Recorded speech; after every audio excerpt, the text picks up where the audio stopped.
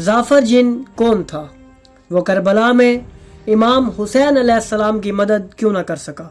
आखिर जिन्नात के लश्कर ने करबला में क्या अजीब मंजर देखा और शाह काज़म नामी जिन के पास बादशाहत कैसे आई?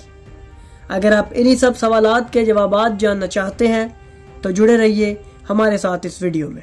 नाजरीन, करबला का वाक़या निहायत पुरअसरार है। इस एक वाक़े में कायनात के कई राज पोशीदा हैं। सिर्फ इंसान ही नहीं बल्कि पूरी कायनात इस सानहे से मुतासिर हुई।